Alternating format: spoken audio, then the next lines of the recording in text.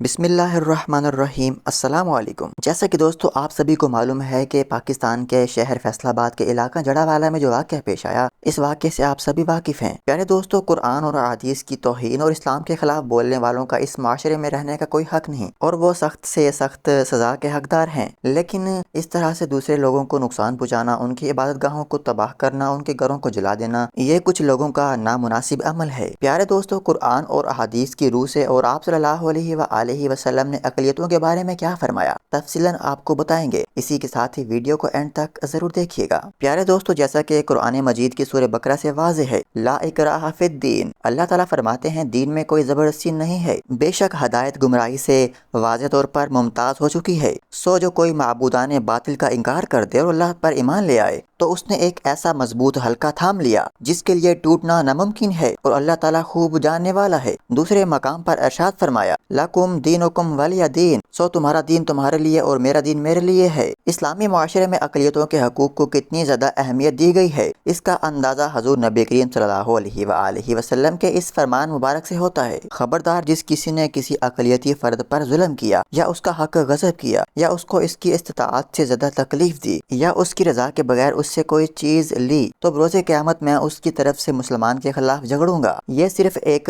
خیال رکھنا ہی نہیں بلکہ ایک قانون ہے جو حضور نبی کریم صلی اللہ علیہ وسلم کے دور مبارک میں اسلامی مملکت میں جاری تھا، جس پر بعد میں بھی عمل درآمد ہوتا رہا، اور اب بھی یہ اسلامی دستور مملکت کا ایک حصہ ہے۔ چنانچہ ایک روایت میں ہے، ایک مسلمان نے ایک اہل کتاب کو قتل کر دیا، اور وہ مقدمہ حضور نبی کریم صلی اللہ علیہ وسلم کے پاس آیا، تو آپ صلی اللہ علیہ وسلم نے فرمایا کہ میں اہل ذمہ کا حق ادا کرنے کا سب سے زیادہ ذمہ دار ہوں۔ چنانچہ آپ صلی اللہ علیہ وسلم نے قتل کے بارے میں قتل کرنے کا حکم دیا، اور اسے قتل کر دیا گیا۔ حضور نبی کریم صلی اللہ علیہ وسلم اقلیتوں کے بارے میں مسلمانوں کو ہمیشہ فرماتے تھے۔ چنانچہ ایک دفعہ آپ صلی اللہ علیہ وسلم نے ایک گفتگو کرتے ہوئے فرمایا، جس کسی نے کسی اقلیتی فرد کو قتل کیا وہ جنت کی خوشبو بھی نہیں پائے گا، حالانکہ جنت کی خوشبو 40 برسوں کی مسافت تک پھیلی ہوئی ہے۔ اس کا مطلب یہ ہے کہ وہ جنت سے بہت دور رکھا جائے گا۔ چنانچہ ایک مرتبہ جب مدینہ منورہ میں آپ صلی اللہ علیہ وسلم کی خدمت میں حبشہ کے عیسائیوں کا ایک وفد آیا، تو آپ صلی اللہ علیہ وسلم نے ان کو مسجد نبوی میں ٹھہرایا اور ان کی مہمان نوازی خود اپنے ذمہ لی۔ اسی طرح ایک دفعہ نجران کے 14 عیسائی مدینہ منورہ میں آئے، آپ صلی اللہ علیہ وسلم نے انہیں مسجد نبوی میں ٹھہرایا اور انہیں اجازت دی کہ وہ اپنی نماز اپنے طریقہ سے مسجد نبوی میں ادا کریں۔ چنانچہ یہ مسیح حضرات مسجد نبوی کی ایک جانب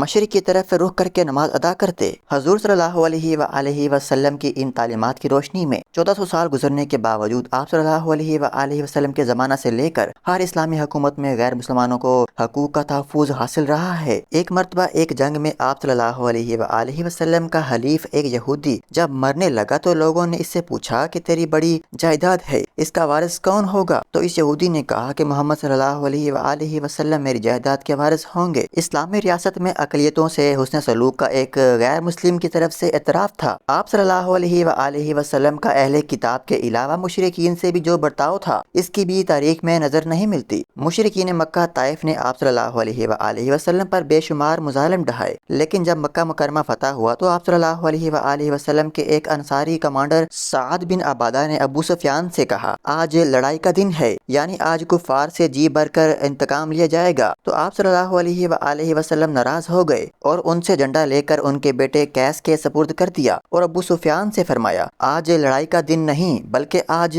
رحمت کے عام کرنے اور معاف کر دینے کا دن ہے۔ پھر آپ صلی اللہ علیہ وسلم نے اپنے مخالفین سے پوچھا کہ بتاؤ میں آج تمہارے ساتھ کیا برتاؤ کروں گا؟ تو انہوں نے کہا کہ جیسے حضرت یوسف علیہ السلام نے اپنے خطا کار بھائیوں کے ساتھ برتاؤ کیا تھا، آپ صلی اللہ علیہ وسلم سے بھی وہی توقع ہے۔ اس جواب پر آپ صلی اللہ علیہ وسلم نے وہی جملہ ارشاد فرمایا جو حضرت یوسف علیہ السلام نے اپنے بھائیوں کے لیے فرمایا تھا، یعنی تم سے آج کوئی پوچھ گچھ نہیں، تم سب آزاد ہو۔ حضور نبی کریم صلی اللہ علیہ وسلم کا بڑا دشمن ابو سفیان تھا۔ آپ صلی اللہ علیہ وسلم نے فرمایا، جو ابو سفیان کے گھر میں آج داخل ہوا وہ امن میں ہے۔ اللہ تعالیٰ نے حضور نبی کریم صلی اللہ علیہ وسلم کے اس فرمان کو اس طرح پورا کیا کہ جو بھی اس دن ابو سفیان کے گھر میں داخل ہوا اسے امان مل گئی۔ مکہ مکرمہ میں حضور نبی کریم صلی اللہ علیہ وسلم کی مخالفت کرنے میں سب سے زیادہ دو اشخاص کا دخل تھا، وہ ابو لہب کے بیٹے تھے جنہوں نے حضور نبی کریم صلی اللہ علیہ وسلم کو تکلیفیں دی تھی۔ فتح مکہ کے روز یہ दोनों गुस्ताख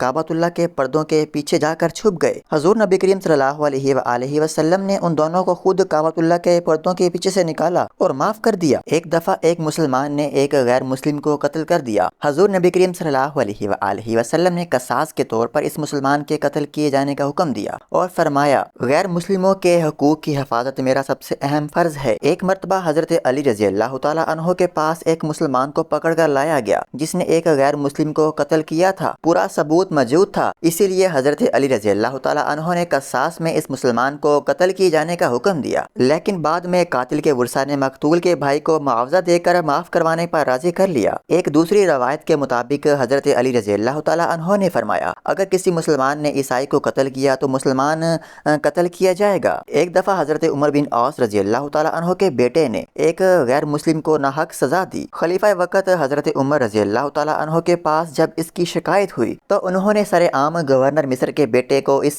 गैर मुस्लिम मिस्री से सजा दिलवाई और साथ ही फरमाया, तुमने कब से लोगों को अपना गुलाम समझ लिया है, हालांकि उनकी माओ ने उन्हें आजाद जना था। हजरत उमर रजी अल्लाह तआला अन्हो के ज़माना खिलाफत में कबीला बकर बिन वाइल के एक शख्स ने हिरा के एक ज़िमी को कत्ल कर दिया। इस पर आपने हुक्म दिया कि कातिल को मकतूल के वारसों के हवाले किया जाए, अगर वो चाहें तो कत्ल कर दें वरना माफ कर दें। चनाचे वो मकतूल के वारिस को दे दिया गया और उन्होंने उसे कत्ल कर दिया। प्यारे दोस्तों, यहाँ पर हम ये उम्मीद करते हैं कि आज की इस वीडियो से हमें बहुत कुछ सीखने को मिला होगा। इसी के साथ ही दुआ करते हैं कि अल्लाह ताला हमें दीन की समझ और अमल की तौफीक अता फरमाए।